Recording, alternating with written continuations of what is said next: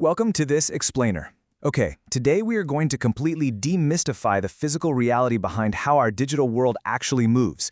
You know, we spend our days swiping, clicking, streaming, and we talk about interacting with things like the cloud or wireless data.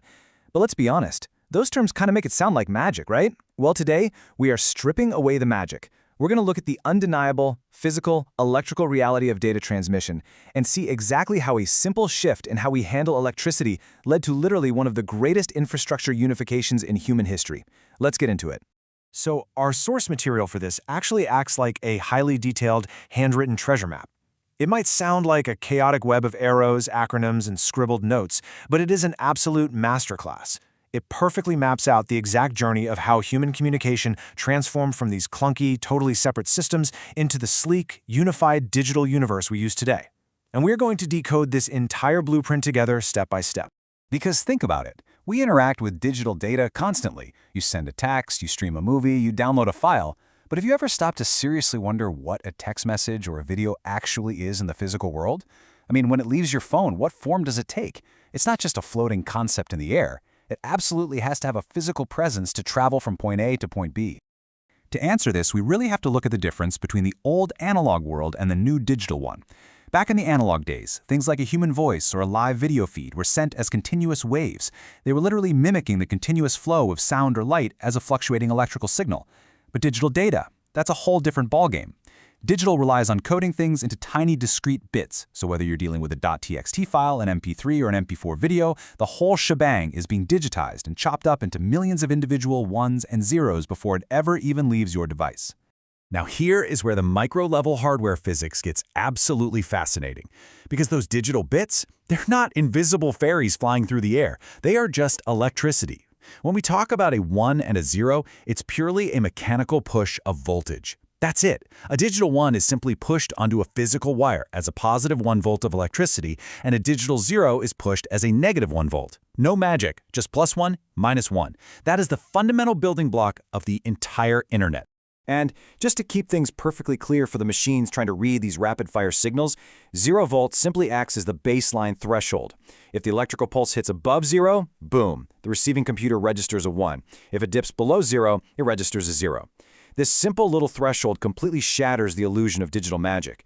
It proves that everything you see on a screen, every single color, every pixel, every letter, is just a cleverly organized, super-fast sequence of tiny electrical pulses jumping back and forth across a 0-volt line.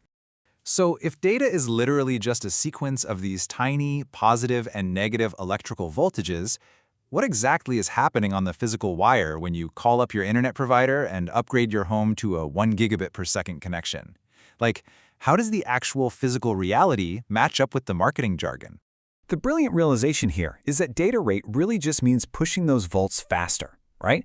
There's no separate, special, faster type of electricity. If you have a 10 megabits per second connection, that literally means your modem is shoving 10 million individual positive or negative 1 volt pulses down a physical copper wire or an optical cable every single second. So upgrading to a gigabit simply means your hardware is now capable of pushing and accurately reading a billion of those tiny electrical pulses every second without getting totally confused. But, you know, physics always likes to ruin the party. As those millions of pulses race down a wire, they encounter what engineers call parasitic resistance, inductance, and capacitance. Basically, the wire itself pushes back, and if that resistance is too high, the electrical wave weakens. It actually won't reach that critical 0-volt threshold we talked about earlier. And when that happens, the receiving computer skips a bit, and suddenly you've got a data error, a weird glitch in your video, or a completely corrupted file. So the absolutely crucial point is how engineers overcome these physical limits, especially when we want to ditch the wires entirely and go wireless. Because you can't just shoot 1-volt pulses raw into the open air. They'd be scrambled instantly by other signals.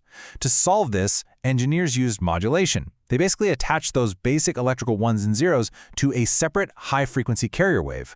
Think of it like putting your data inside a delivery truck. The receiver simply tunes into the specific frequency of that truck, literally just like tuning a radio dial, and demodulates the signal, unpacking the data safely and totally avoiding wireless interference. It's genius. In honesty, whether those plus or minus volts hit a copper wire, a fiber optic cable, or just the open air, absolute chaos is constantly threatening to break the system. So what saves us? network protocols. These things are the invisible traffic cops organizing this billion pulse per second chaos, ensuring that the sending and receiving ends understand exactly how the data is packaged, modulated, and safely delivered. All right, let's zoom out for a second and look at the era of three networks. Picture this. Decades ago, if you built an office building, you faced a massive structural headache. You suffered a huge wastage of space, time, and money. Why? Because you literally had to run three completely distinct, physically separate networks. You needed a dedicated telephone network, the PSTN, with its own bulky PBX switchboards just for voice. Then, you needed a completely separate network of cables and IP servers for computer data. And on top of that, if you wanted security, you had to wire a third separate network for analog CCTV cameras connecting to dedicated video servers. It was a total logistical nightmare. But then, the telecom industry looked at this mess and realized something profound. They thought, wait a minute, if a phone call, a text document, and a video feed can all be digitized into the exact same +1 and -1 volt electrical pulses we've been talking about, why on earth are we using three different wires? The answer was convergence. This was an incredible organic engineering revolution that allowed one single Internet Protocol, or IP network, to carry all three types of data at the exact same time. When you stack up the sheer inefficiency of the past against the genius of convergence, it becomes beautifully simple. Those massive, super expensive PBX phone switches totally wiped out and replaced by VoIP, voice over IP. Analog CCTV systems were entirely replaced by IP cameras that you just plug right into a normal internet router. Even standard television broadcast was adapted into IPTV. Old dedicated telecom servers were rapidly replaced by simple IP adapters and digital modules, which ended up saving trillions of dollars globally and completely paved the way for the smart infrastructure we use today. But here is what's really incredible. Convergence also worked backward. Engineers realized they didn't always have to rip out the old wires to build a brand new network. They could actually push modern digital internet data over existing other networks. This reverse convergence is exactly how DSL and ADSL internet worked. They took the brand new digital internet packets and just crammed them over the old copper telephone lines that were originally built for voice.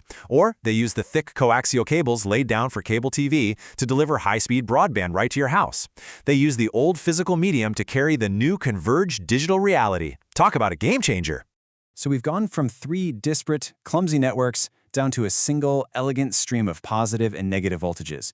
Knowing that all of human communication, our voices, our data, our live video feeds, has successfully been boiled down to simple, ±1 volt electrical pulses flying down a unified IP network, what tangible part of our lives do you think will be digitized and converged next?